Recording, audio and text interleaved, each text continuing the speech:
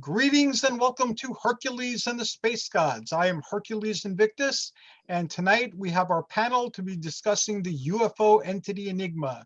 Today it's Greys and the Abductees, and we'll go around in a circle here counterclockwise. Nick, would you care to introduce yourself and say a little bit about your background? Sure. Thank you, Hercules. Nick Curto here. I was the co-founder of Disclosure Network New York. We are now celebrating our 20th year, literally going into 21. Can't believe it's been that long. We've done 2 meetings a month in Manhattan here, addressing UFO, all of the subject of UFO, paranormal experiences, as well as other related issues. And so it's been an incredible journey.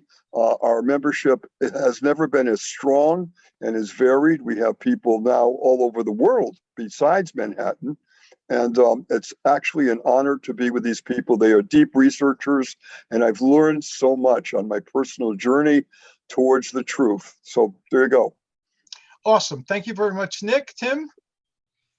Hi, I'm Tim Swartz, and I'm a researcher, writer, just all around a weird guy when it comes to the strange and unusual. Been involved with this for, ever since I was a kid, and there's really not any subject when it comes to this stuff that I'm not interested in, whether it be UFOs, ghosts and hauntings, cryptozoology. I think that I've looked into and written about all of it. So I'm happy to be with you all again tonight. Yes, you have, and I have a lot of those books in my library. So you're awesome. Thank you. And Marc? Hey there, can you hear us okay? I can hear you. Is Phyllis with you? Yeah, she's on the side. Hey. Hi, Phyllis. Hi, I just were able to tune in. We weren't able to hear the beginning. And I just heard the ending of Nick talking just now. Okay. But it's okay. I just introduced it, and then we're going around in a circle now and introducing ourselves. So it's your turn with Phyllis's turn. And Phyllis, well, I'll You can speak for us. Well, I'm Marc Brinkerhoff, and Phyllis is my wife, but she might tune in with us later and chime in. I'm an ET contactee, and I actually walk in extraterrestrial actually here as a soul visiting and put the earth here at this time to help my wife get back to the high realms where we come from.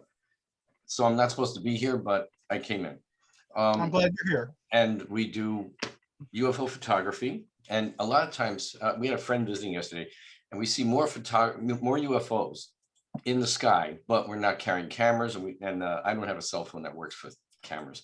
And we just always busy doing things, but we see them, and they stop and they go. So I just want people to know, even though I take pictures out of a window when I'm called, sometimes we're walking in the street and we're called to look up, and they're above us, and they zoom by and just disappear.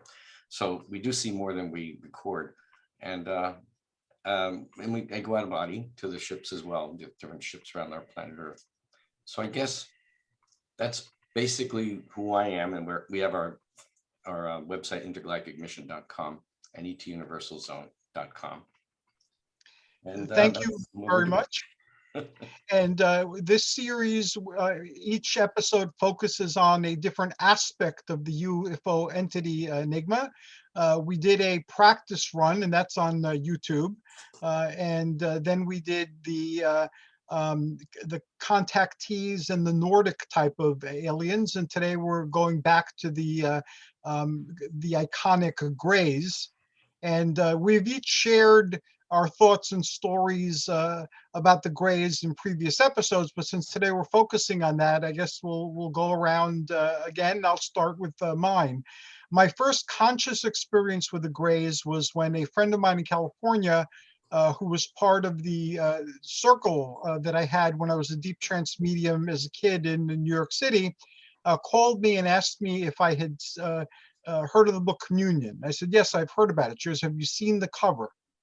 And I said, no. And she goes, right now, get on a bus, go buy the book, and then call me back. So that was a very unusual request. So I honored it, of course. So I traveled from Bayside to Flushing, where there was Barnes and Noble. And as soon as I saw the book, it was like a shock.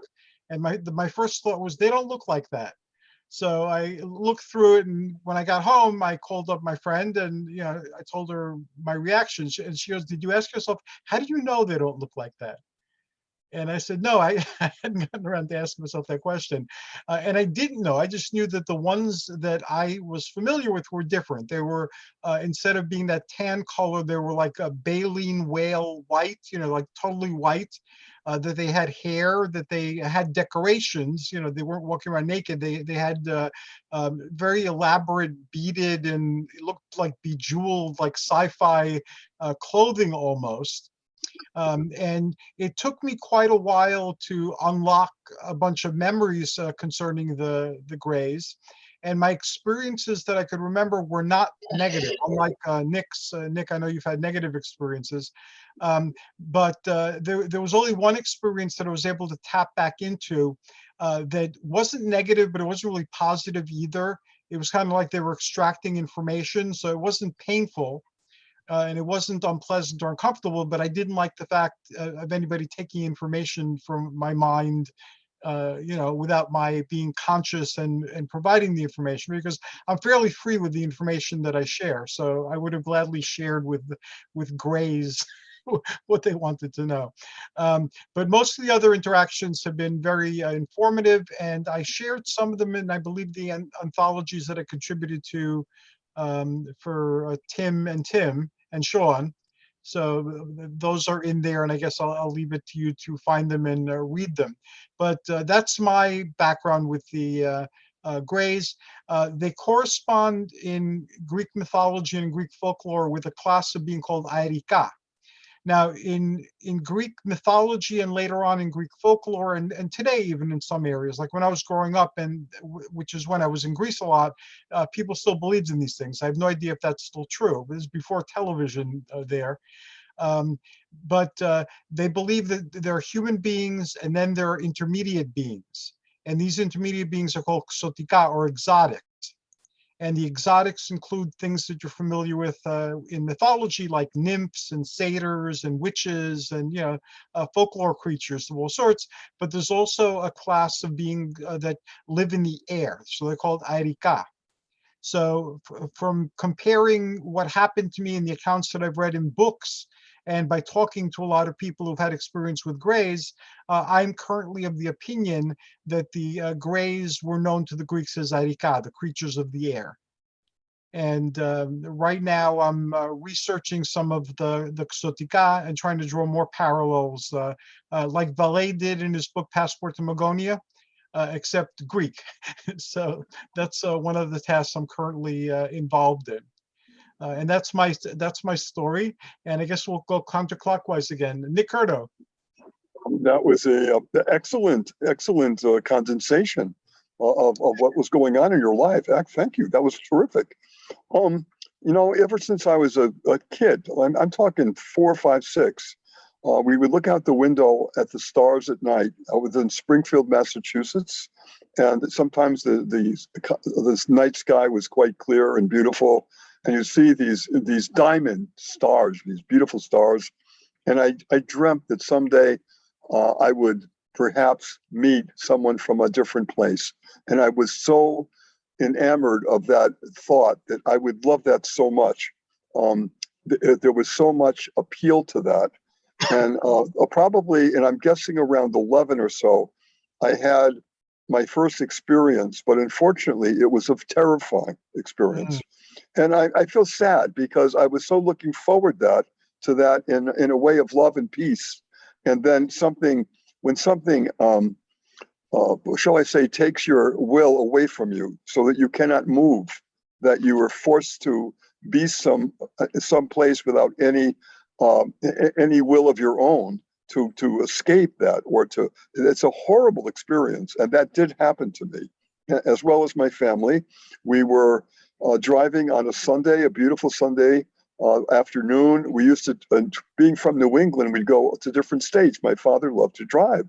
So my dad and my mom in the front seat, and my sister Peggy and me in the back seat.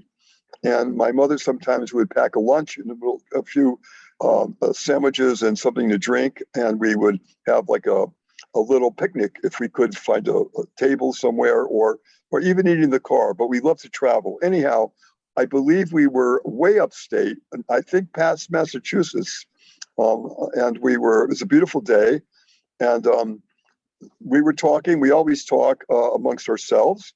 And it was just an average Sunday drive with the family. And then something awful happened. And what happened was that all of a sudden, I felt as though we were under attack. It was a very severe force field. That's how it felt, a force field.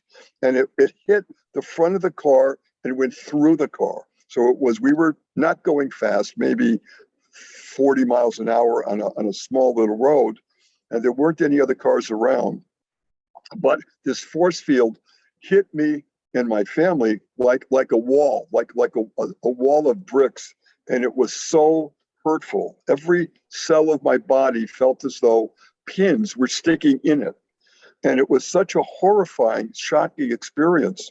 And it was like wham, and then all of a sudden, a second wham.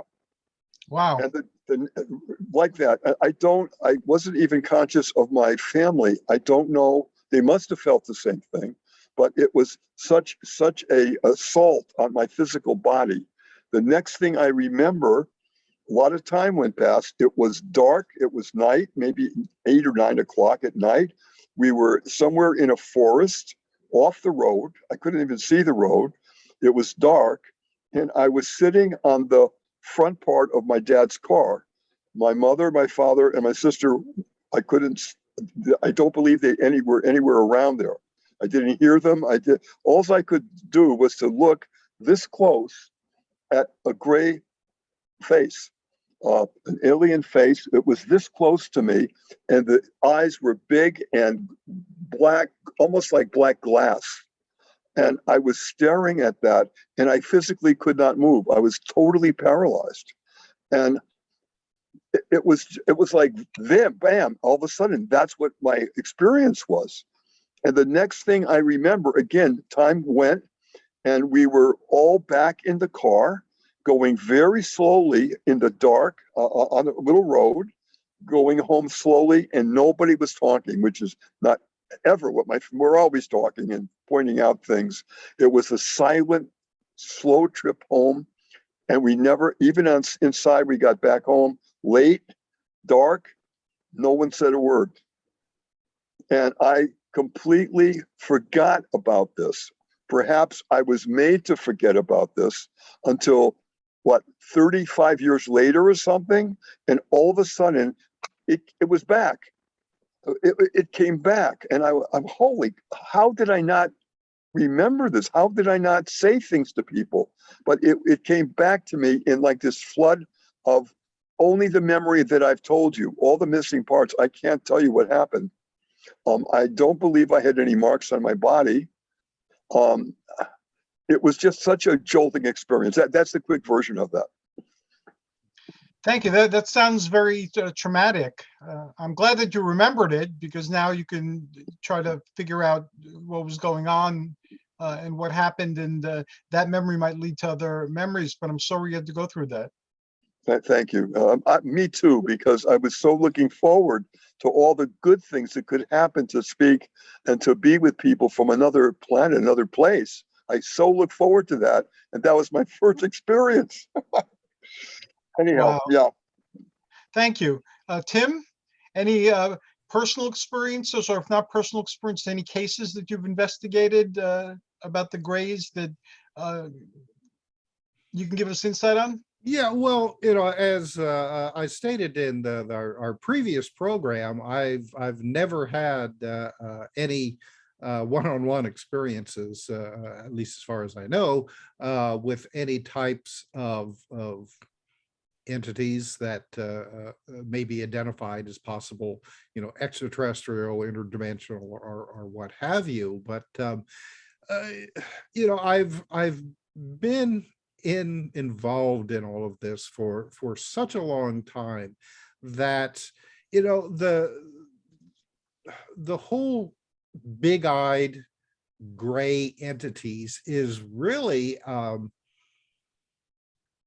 they're kind of newcomers to all of this, because I mean, I remember in my lifetime that the majority of cases that did involve people having contact with these entities, they would be either the Nordics, the tall, blonde, white skinned, like Marc has had his experience with. There have also been a lot of short, dwarf-like creatures seen.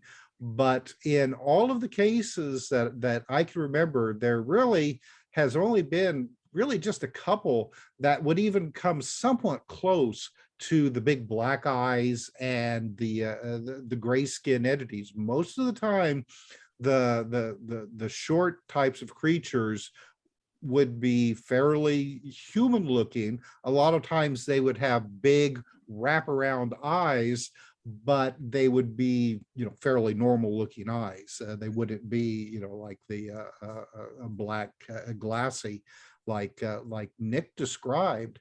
And I wrote an article that was originally published in Tim Beckley's UFO Universe, and I've rewritten it several times for various other publications, called "Where Have All the Spacemen Gone?"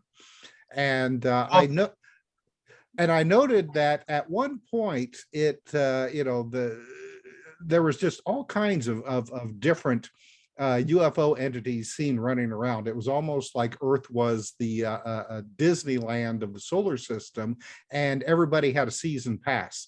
And at some point, it was like everybody else's pass were rescinded, and only the big-eyed grays were allowed in.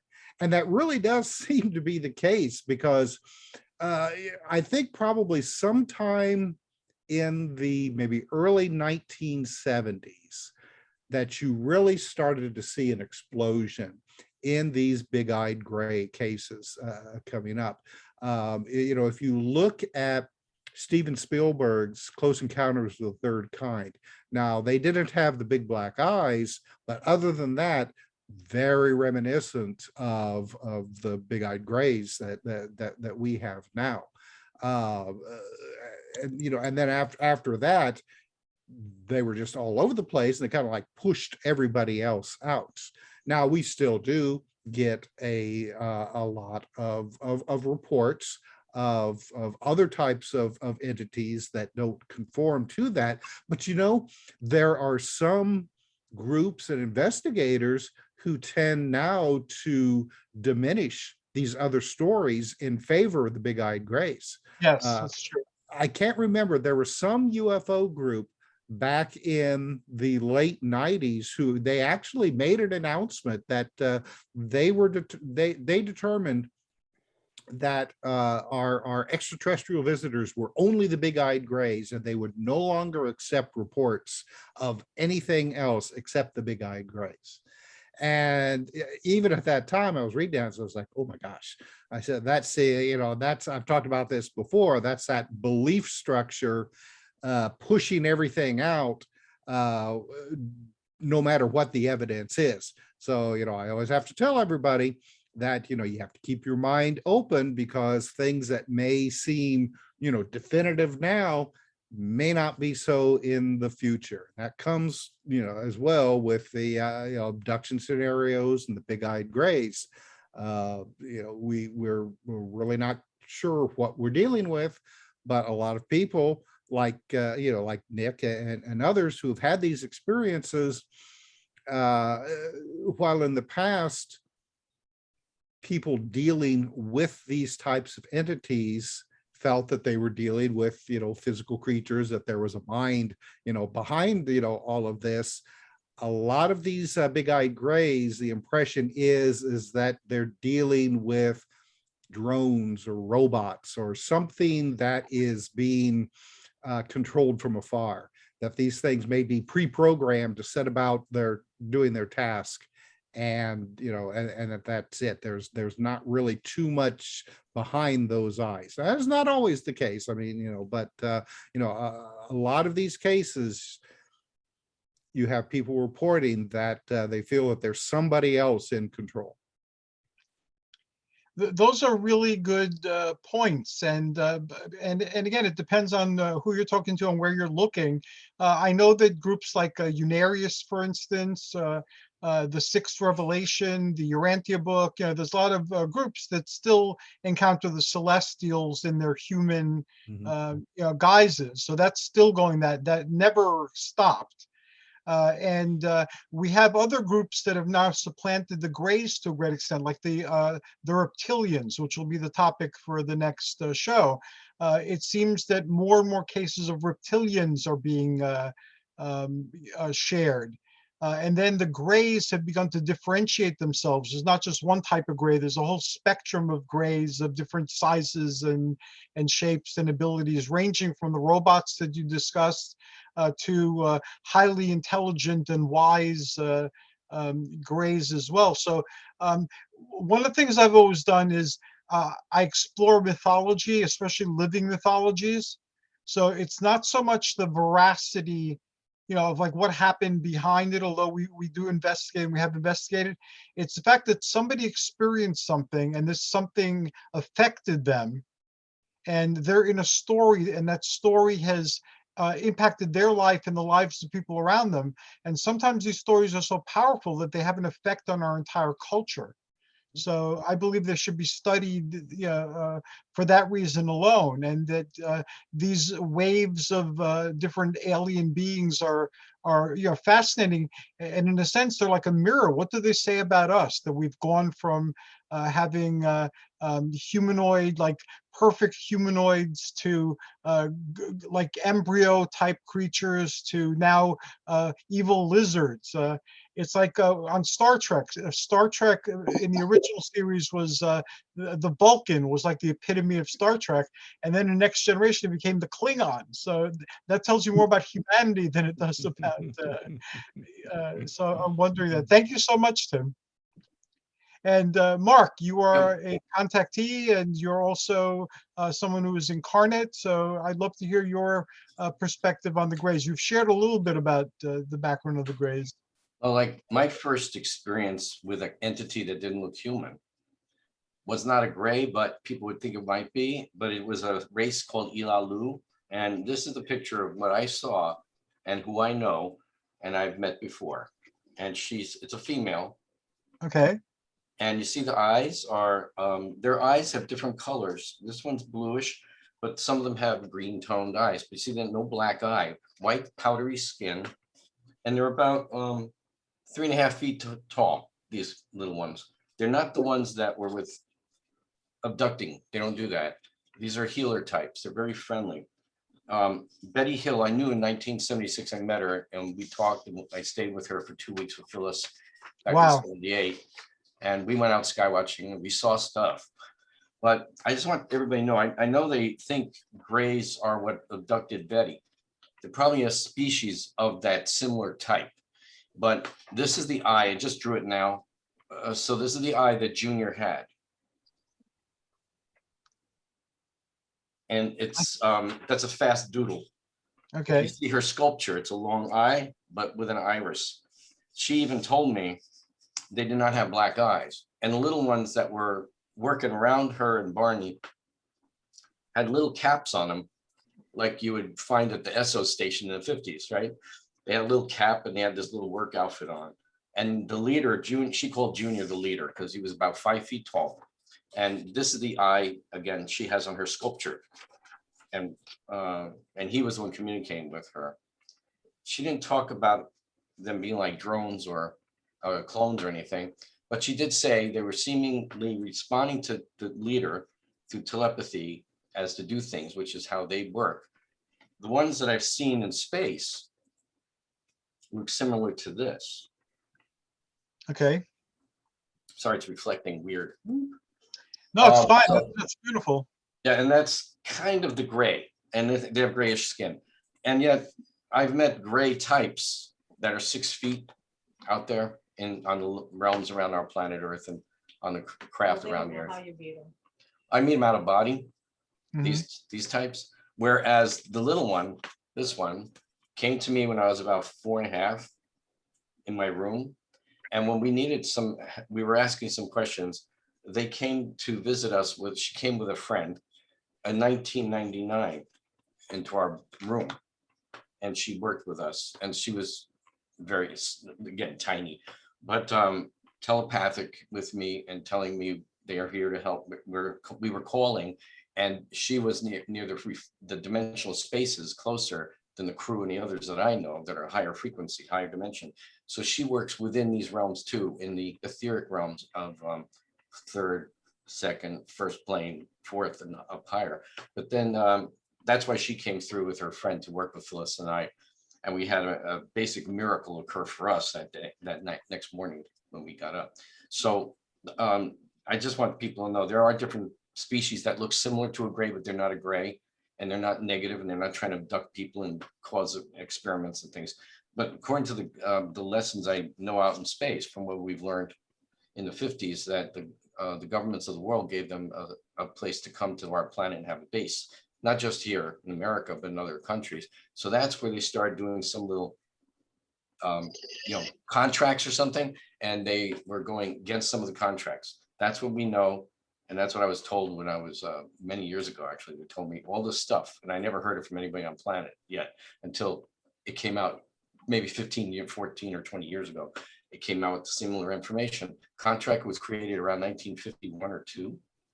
The Etherians that are human like this, the humanoids like this is the ET right here. That's Phyllis's sister having an actual meeting with him. No one else saw them, because that's the Etherian, and they come through and everybody around you won't see what you're looking at, and they can do that. So he was about 7 feet, and the others behind him were angel beings, but she saw 3 people over 7 feet, about 7 feet tall, and they followed her in the store she was in, and They didn't speak with her. they didn't stay with her. They They didn't stopped, speak with her. and they didn't speak with her. Right? Thanks, Phyllis. She had looked up to this tall being and said to her in her mind, she almost walked into them at an aisle in a store.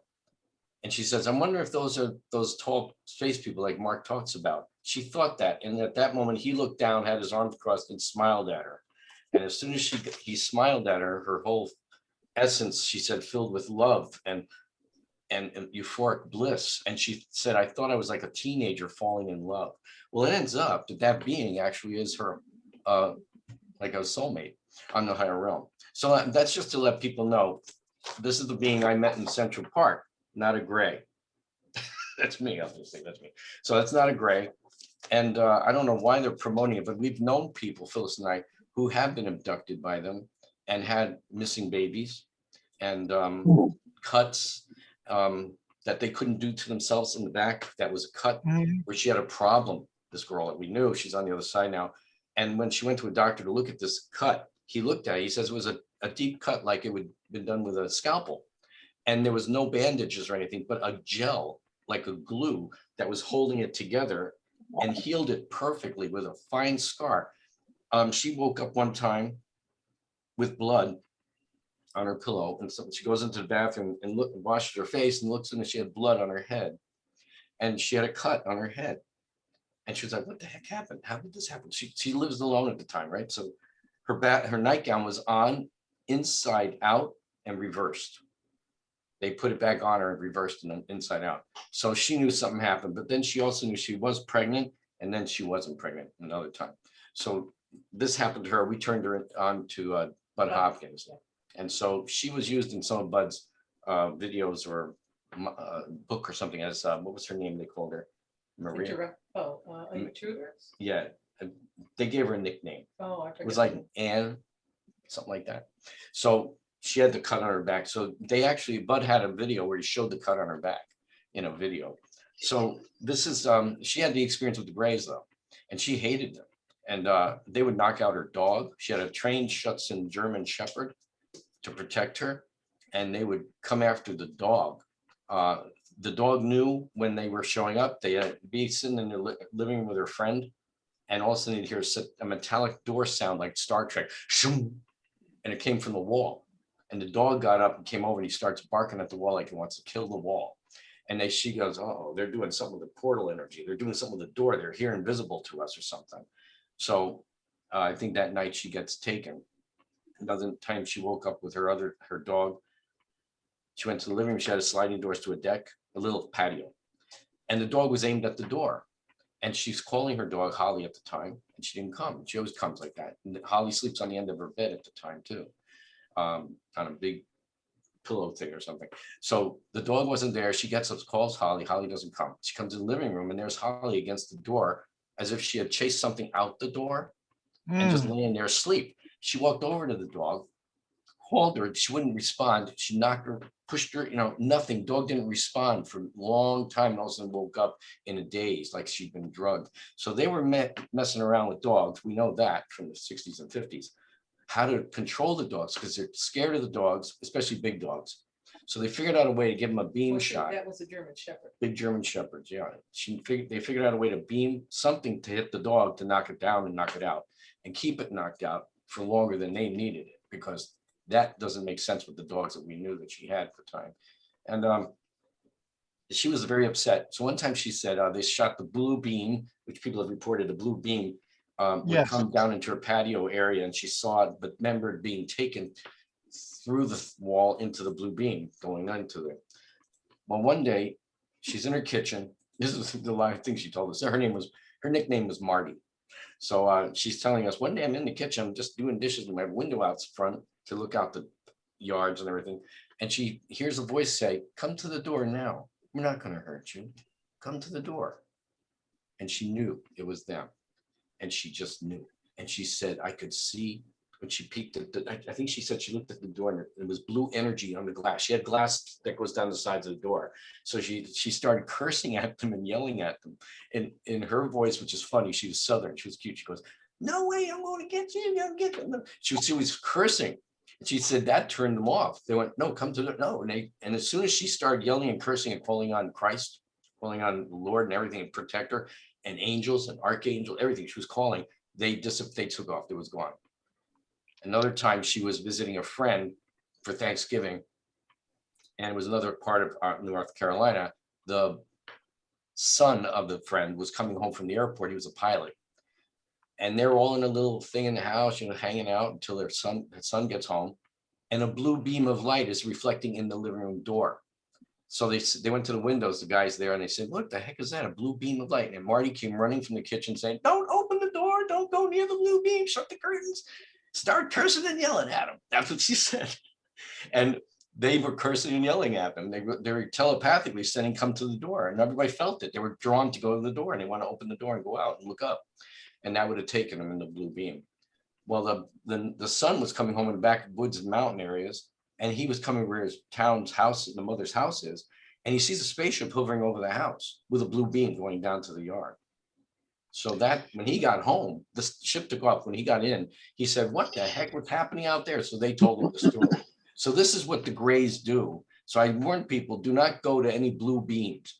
Our friends in our high realms and our good guys, they'll shoot down. I've seen the white beam. It's usually white. I've been on the white beam to teleport up. But blue beams, they're beautiful, but don't go towards them. And they're actually I'm actually one of the shows in this series about blue beams. Out of all the phenomena that people report but don't know what it was, blue beams are actually the most common. Several authors who wrote about books not about blue beams but about other things, where they're experimenting with consciousness, they've reported blue beams. And again, like with the stories with the Greys, there were positive experiences with the blue beams, and then there were negative experiences with the blue beams. But I let them all know that one day we'd all get together and like hash out this blue beam thing. The blue beams, you gotta be careful. It's all telepathic with them, and they know how to trick people now. And they try to put out a feeling of it's okay. But you know what? You don't get it in your heart that it's okay. Your intuition is saying if something's not okay. That's what you got to listen to. And unfortunately, our friend, she's on the other side now. But the fact that she said, we found that other contacts had done this, other people abducted, found out that when they started yelling and cursing at the entities, backed them up and they didn't know what to do. So she said telepathically, she was screaming at them and yelling out loud because she could feel if they hear her anyway. And she was yelling, don't you do this, don't you dare, you know, blah, blah, blah. So you hurt my dog, you did this, you know, she does that. And that's an important thing too, and that's one of the categories too. And angelic and demonic presences on among UFO entities, because what you're describing is spiritual warfare of a type. You know, it's not a lofty type of spiritual warfare, but it's effective spiritual warfare that seems to work in very many cases. And the UFO entity enigma does spill into other areas like angelology and demonology and folklore. That's very similar what you're describing to bedroom visitors. Yes, yeah, that's where Bedroom visitors will also tell you, it's okay, go back to sleep. Yep, yep. And They'd be very nice, you know. Yeah, if you don't know what they are, it's easy to just, okay, you know, go back to sleep. But if you know what they are, you can actually fight them. And I don't curse at them or anything. I just say, no, I'm staying awake. I'm not going back to bed. And they will stop after a very short period of time and just go away. Yes. So they seem to have lines that they can't cross. That's true. And sometimes people have made a contract in a sense, I hate to say the word contract, okayed it somewhere before they came to this planet, past life, let's say. Somewhere they might have done that contract and said, yes, you could do that to me. I don't know. I don't go into it. I've never had a negative experience yet with any entity I've been with ever. And I found out from the crew when I was about 11, because I was talking about Betty Hill's experiences at 11 years old. And I was saying to them, I told my father someday I'm going to meet her. And he was saying, how do you know that? I said, I don't know, but they'll arrange it. But they did in 76. And we became friends. And so I said to them, the crew, I said, where are they from? They said, they're from another area in space, past Sirius areas too, they're located. I didn't know about that, but you know, it's 11 years old. And they're saying, don't concentrate on them and don't think about them because you will draw those types towards you. So I always warned people back since I can remember all the time, I'm saying, don't concentrate on them, don't think of them, don't look at their pictures. I mean, this one's a friendly one. It's not gonna hurt you. But that's not a gray. But that's not a gray. And they should have a t-shirt, not a gray, when they get on the ship. but they're beautiful beings. Yet there are some grays I've met on etheric ships that are good beings. And they said they were the original types too. They're about 6 feet and change. And no hair, though. They didn't have that. But they said they were upset that others were going kind of rogue in the scientific method. They were trying to do these things, but they're trying to work with the good. So there are good ones amongst some of them. The ones doing the abducting as well. But you know, I'm just saying, the crew doing abducting to on a person on a level here on planet coming into the bedroom, that crew is abducting. But there's others out there with alliance groups that are not doing that, and they try to work against it. But they've said, this is with them and the space people, they've said they've cut that back for a while, and that they're not allowed to do this as much anymore. They've been cut back somehow. So maybe the military or something happened. I don't know. I think that a little battle occurred too underground, but they're supposedly not doing exactly what they were doing in the 60s, where it's like lots of people getting taken all the time or killed. Some people had been killed, we heard too. So I'm gonna go around with, and thank you, Marc. That was a very comprehensive and all-encompassing explanation. The question becomes, as researchers or people who experience certain things, who are tuned to these other dimensions of being, what is our responsibility? Aside from sharing this information so that people can become aware of it and they can start thinking about it, do we have an added responsibility, you know, to basically investigate this in such a way where it can yield practical solutions?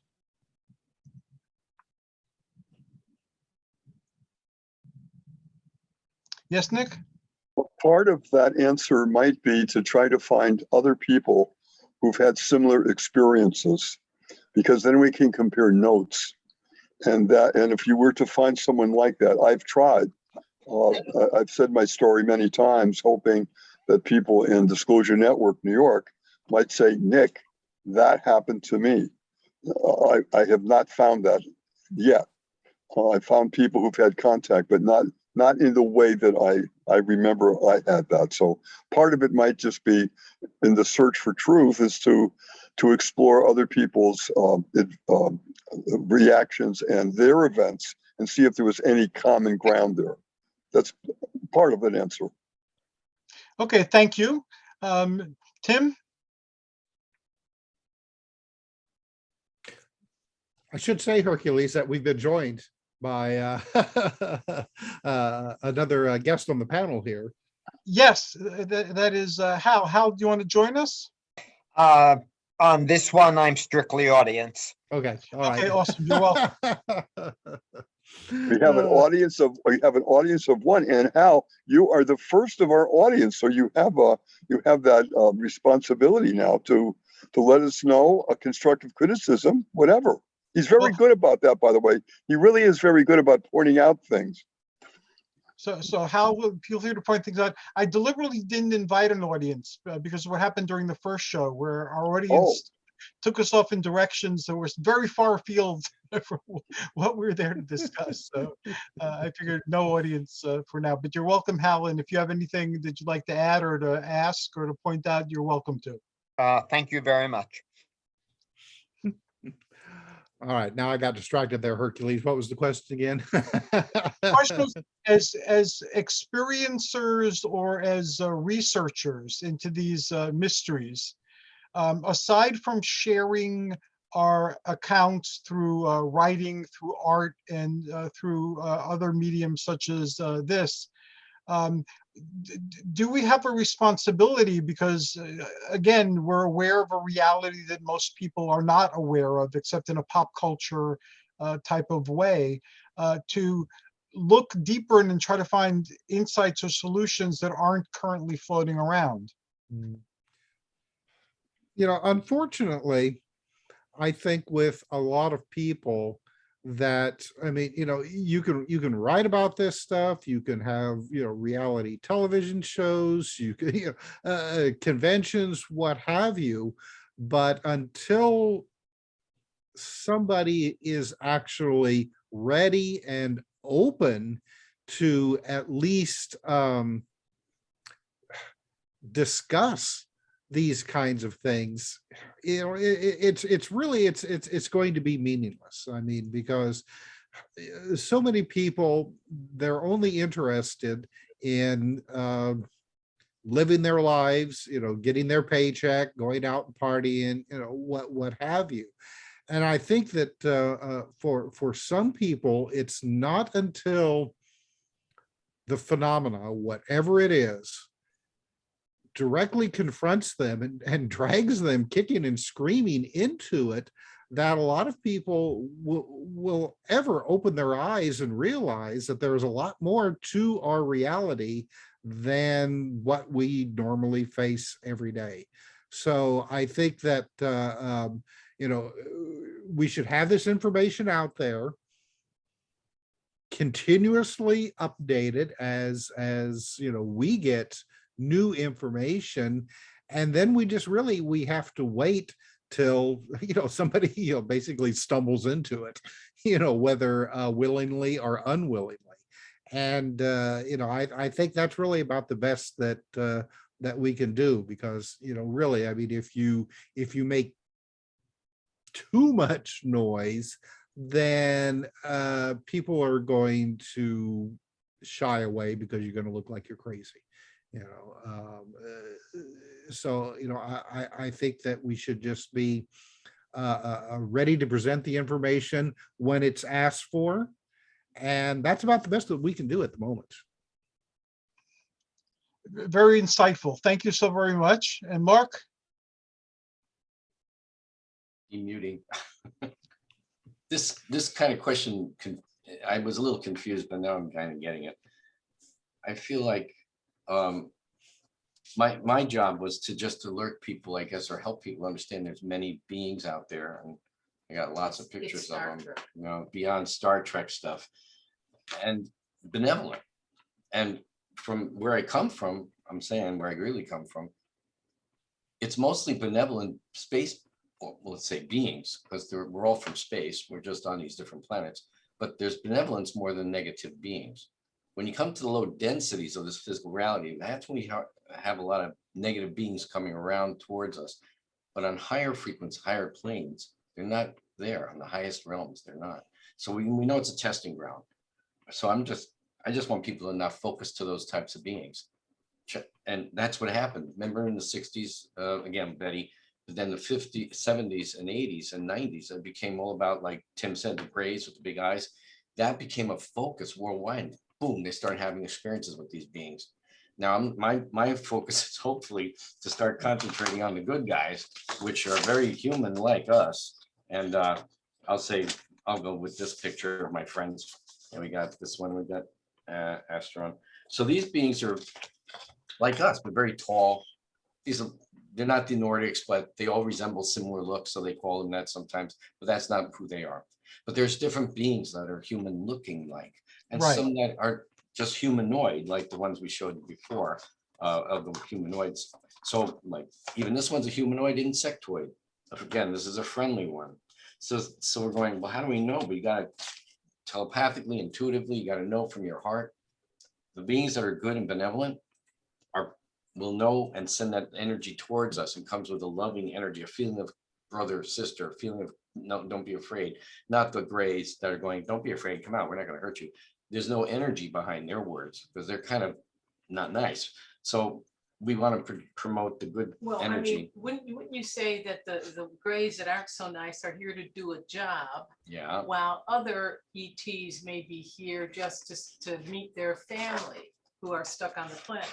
Yeah, that's a good one. A lot of the times, that's true. Thanks, Phyllis. The beings that are coming towards people they know, meaning your soul or where you're coming from, other times, other places. So a lot of them told me, we come to our own. So I know this guy, this is Don Leo. Now this would be a reptilian mix or a type of a look of that look, but he's not. But he's on a second, third, and fourth dimensional planes of lifespans, and they're friendly. Again, these are friendly. So I'm trying, and you can see these types of people on some of the ships with the alliance groups that are coming around, but they won't do anything until the people can handle it. So basically, people might handle seeing human looking, but not the other kind yet. Now, sometimes people have had the abduction where they have human looking people standing around the side of the room, but the gray types are working on them. So Right. who are those guys? Well, people might say, oh, well, that's military, right? Sometimes there's a guy in the military officer outfit. Those could be the setups with the military mixed with the grays where they work together. And there's these other ones that are looking like Palladian types or Nordic types, whatever they want to call them, but they're working with the grays. And they're not doing it for us. They're working with them. And some of these groups are doing things too. So they might be the one that looks, oh, it's a human, look, they'll help me. And they're laying there and they're not getting helped by this guy or girl who's ever there. So this is where they're confusing people. And I feel they're doing harm to the people of Earth, let's say. And that's why the crews that I come from and work with don't like this. They never agree to anything like that. And they never did anything like that. So that's kind of against the rules, what they're doing, this genetic stuff here. And it's known in space, it's against the law to them. So that's why I think something that did go down where they were keeping them away, and there's not as much abduction on that level going on like it did in the 60s and 70s and 80s and maybe the 90s too. But it's terrifying when you meet people who've gone through it. For what they went through, it's with them and it doesn't escape. And there's all they could do is pray for cleansing of that sort of that from their mind and time. But like Nick, when they did that thing to Nick and blacked you out to have that memory, they gave that screen blank or something. They did something, and then years later goes by and it pops on for him. Did Nick say that he had been regressed? Oh, Nick, Phyllis is asking, had you been regressed? Yes, I have. A couple of years ago, I did that with someone, and it was about a good 3 hours session. It was fairly long. Wow. I didn't discover anything new. That I was hoping that there'd be more to the story, more things but when I blacked out, because I was made to black out, it was gone. It still didn't come up, and we tried that. It wasn't there. I couldn't remember anything more than what I just relayed to you guys. Have you ever tried a technique called active imagination? Young popularized it. Oh no, what's that? I'll share with you. It works really well in dream interpretation too, and also with like spontaneous visions or fantasies, or when you get like a big picture in your head. What you do is you recall the scene as vividly as you can, and then you ask questions of the entities or the people inside the scene. And in the beginning, it's going to feel like you're talking to yourself, because essentially you are. But if you practice the technique over and over, eventually, just like you get different communications from the dream figures, they're all you, but they have different things to tell you and to show you. The same thing in these other types of experiences. They have something to show you or to tell you. And it works kind of like automatic writing. You just write down, and again, it's gonna feel like you're writing it. But after you've mastered the technique a little bit, it's like automatic writing. You could tell different there are different personalities behind the writing.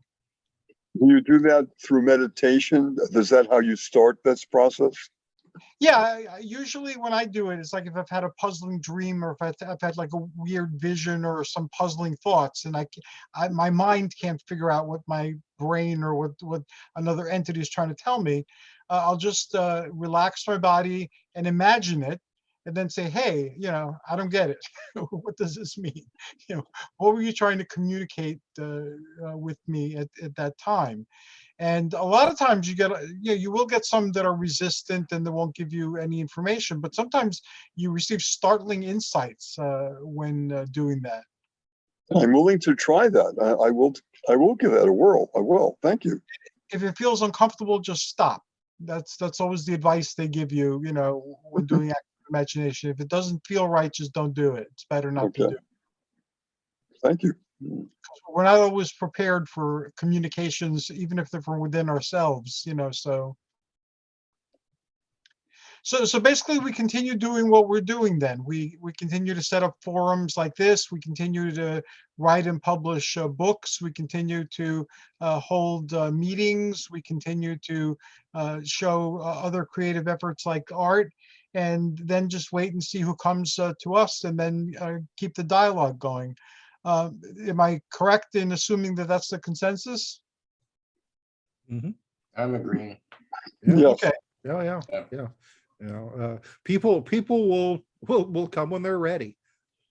You can't force it on them. What, you can lead a horse to water, but you can't make him drink. Very true. Yep. Okay, so we continue doing this. One of the things I started doing on the show is I put out every now and then, and again, my Facebook account was hacked, so I had like 5,000 people. Now I have less than 500 gathered on my page, and I had over 20,000 people in the group, and now I don't. So it'll take a while to build that back up again, but I would periodically put out, like if you have a UFO experience you'd like to share on a podcast. And so far, a few people have responded to that, and one person has been on several times because he's had recurring experiences. So they're different. They have similarities with what we've each described here, but there are some major differences too. So I'll invite him to a forum, maybe when we start discussing the blue beams or the blue rays. Yeah, cool. Blue rays and grays. That's a catchy title. You gotta remember. It's our new book, right? Blue rays and Al, grays. any comment, any thoughts, any feedback you want to throw in there? Unfortunately, since I came in late, not today. Okay. Well, Okay. right. We should do books, or at least keep promoting somehow, like the videos and things you're doing now with the Zooms and Yes, everything. I will Just so I don't see personally, it. with whatever circle of influence I have, whether Yeah. it grows again or whether it stays here for a while, but whatever circle of reach that I have, I will promote anything that you guys do if you make me aware of it. So if you send me an email or a personal message, I will definitely post it there and draw attention to it. And I'm going to be creating a group. I started it already, but I haven't really populated it just for these shows, for any of the UFO themed shows. And this way there are links to them, be they on Blog Talk Radio, be they on YouTube, and also the ones that I appeared on. I was looking for the Exploring the Bizarre when I was on a few times on Tim's show. So putting links up to that. So this way, if somebody goes to the group, if they just look through the group, everything will be there. So when I fine tune that figure sometime this week, I'll send you all a link if you're on Facebook. Check it out. And again, if you want to be moderators too, this way you can add to it or modify it anytime you like. I have no objection to doing that. But this way we might be able to further the reach. And as Nick knows, because I've spoken at the Disclosure Network, and as Tim knows, because I've contributed to a bunch of books, I am very open to collaborative projects and crossovers and things like that. So if you need me for anything like that, just give me a holler. Yes, Nick. Just a quick thing here. I've done a lot of projects. I'm currently doing 4 projects on Fiverr, the website I've been telling you about. And they have a group of people, I mean, from different parts of the world, not only America, but other places, that promote podcasts and promote that sort of thing. And the pricing is very reasonable. I'm just thinking at some time, with some of the new projects that you're speaking of, I would try that. That is one of the things that you told me about that I looked into. That's definitely on the list of things to do. We got hit pretty hard by Hurricane Ida, though. It wiped out a lot of our stuff. So we're still kind of reeling from that. But definitely, as soon as I can, I intend on spreading the reach of the podcast. Some other people have given me like places where for free you can spread it to other like stations. So I'm looking into that as well. Part of the problem is, although I know how to do things with technology, it's a very limited amount of things I can do with a limited amount of technology. So it takes, because I've gotten older now and my learning curve is much steeper. So it takes me a bit longer to learn how to do things. But again, I'm actively working on a few things now. So once I've learned them, like this finally happened. How long have I been talking about this? And now we're doing Zoom and on YouTube. So that it'll take a while, but I'm on top of it. And any suggestions anybody has, I'll gladly look into them and attempt them as soon as I'm able. I asked for a small amount of money so that I could go to Fiverr and promote my Urantia book show. And Awesome. I asked that for the Urantia Society of Greater New York through the outreach section, which I'm also a part of. And the answer was yes. So if I have any good luck with that, feel free to Fiverr. Yes. Anything there. Michael Duncan, who's a mutual friend, he does that. When he appears on the show, he takes it out, he jazzes it up a bit, and he puts it on YouTube. So I give you permission to do that, and you can do that, and then we'll learn how well it works, and we'll take it from there. Excellent. Awesome. We have enough time for everybody to share their contact information, and I guess we'll go around in the circle again. Nick Curto. My email is NICKNYNY1, and that's the numeral 1, not ONE, but the numeral 1 at gmail.com. So NICKNYNY1 at gmail.com. And any questions or comments, I'd welcome that. Thank you very much, Nick. Tim? All right. Well, my name is Tim Swartz, and you can find all of my books on Amazon, just Tim Swartz or Tim R. Swartz. My website is conspiracyjournal.com. I have a newsletter, and unfortunately, I have not put it out for a while, but I've been trying to get it back together and released again, a free email newsletter. So hopefully in the near future, I'll start distributing the Conspiracy Journal newsletter for all of our fans. It's all the weird news and information that they don't want you to know. It's a lot of fun. I still have some of the hard copies in my collection. They made it past the hurricane. Thank you very much. And Mark? Oh, hi again. Tim, I'm looking forward to the next journal. I've been waiting for the emails. Well, we're intergalacticmission.com, marcbrinkerhoff.com, that's my art site, and etuniversalzone.com. That's our little podcast place we put together to watch all of our shows and podcasts and things like, and Hercules and our shows. So you can go latest shows on top and keep going down with the date in the archive section. And it's the email attached to all of them is Marc, M-A-R-C, Brinkerhoff, B-R-I-N-K-E-R-H-O-F-F at yahoo.com. You can reach us on that email anytime. And we look forward to doing more of these Zooms with you, Hercules.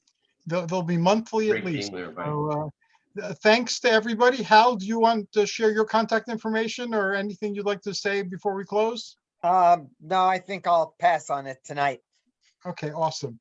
Thanks to everybody, and thanks to everybody who will tune in. Until next time, this is us wishing you joyous journeys and amazing adventures. And